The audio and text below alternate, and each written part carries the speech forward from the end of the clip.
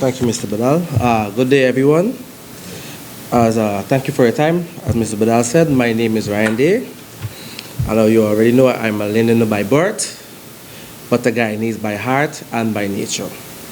Speaking of nature, I have a degree in forestry from the University of Guyana, and I work in the forest industry. All my life, I have only known two leaders in our political history. What have they done? In my view, neither is better. I am a rugby player, a national rugby player that is, and being from Linden, I'm an all-rounder in sports.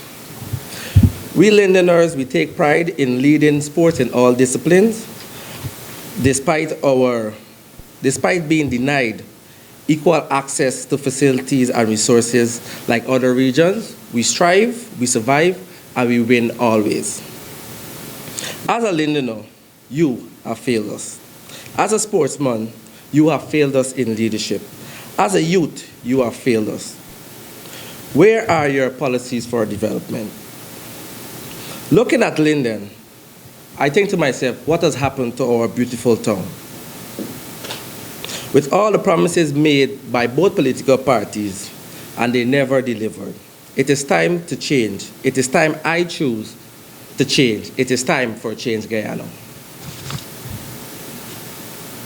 I have seen changes in our leadership, but hardly any in our lives. Instead of trying to blame anyone, I decided to do something about it. I decided to join Change Guyana. I believe that this group of successful businessmen have the experience and economic plans needed for my fellow Guyanese brothers and sisters to not only live, but thrive. Mr. Badal's life story is truly inspirational. A story of perseverance and strategy, of hope and success.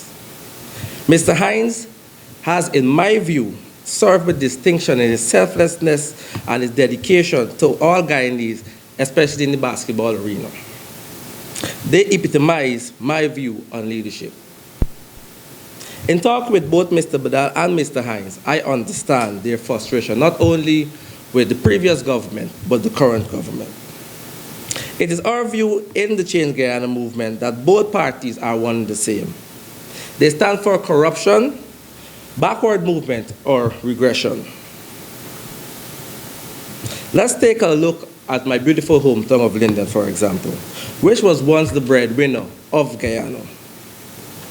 The PPP neglected the town for some 23 years, meaning there was no jobs, no security, no house lots, no proper infrastructure, no plans for youth development. And I can go on and on and on.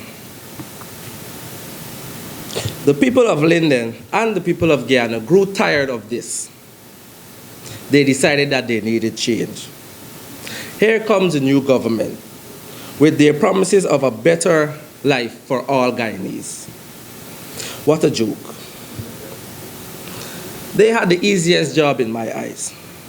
Just do the things for people, especially the small man, the market vendors, the school cleaners, the security guard that works 12 hours to send their children to school, the bus driver and the conductor, the street cleaners, all public servants, and even the sugar workers who are fighting right now to keep their head above water. But they failed miserably. Not only have they done nothing to significantly impact our lives, they were arrogant and ignorant in doing so, only looking after their friends and families.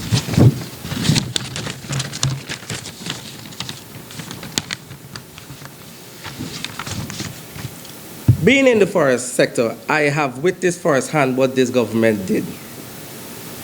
Without just cause and proper knowledge indicating their ignorance, they parted ways with a lot of the foreign companies who used to help the small man get monies for their produce rather than having to find outside markets.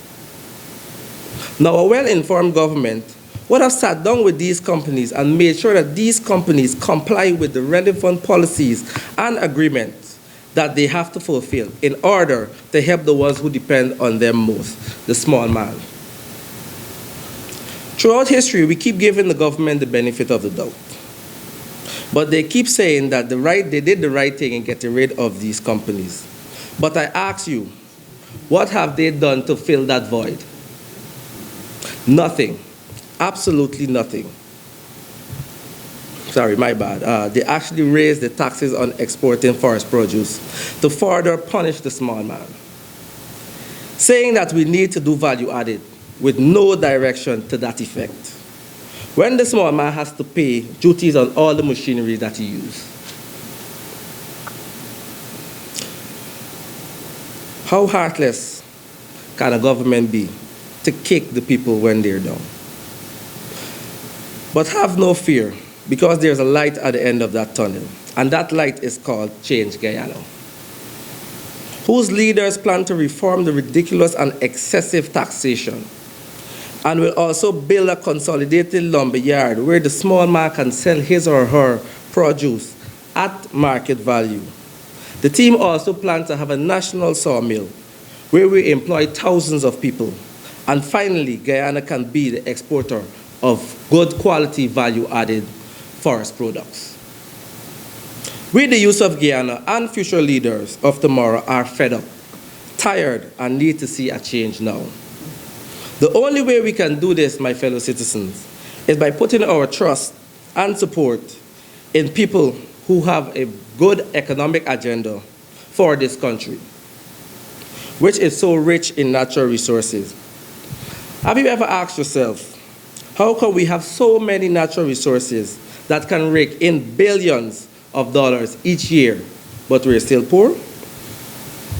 That's because our leaders failed to promote this country for the gem it really is. Have no fear, because change is near. Change is here. Backed by our competent and patriotic candidates, Mr. Robert Badal and Mr. Nigel Hines, two juggernauts who are sick and tired of the country they love being destroyed by bottom feeders. Proven businessmen with a wealth of knowledge of not only how Guyana works, but how the world works. Thank you, two fine gentlemen, for picking up the mantle and sprinting with it. And thank you for leading us to the 21st century. I am proud to say that I am coming along for the ride and endorsing Change Guyana, because like you, I too am sick and tired. My name is Ryan Day, and I approve this message. Thank you very much.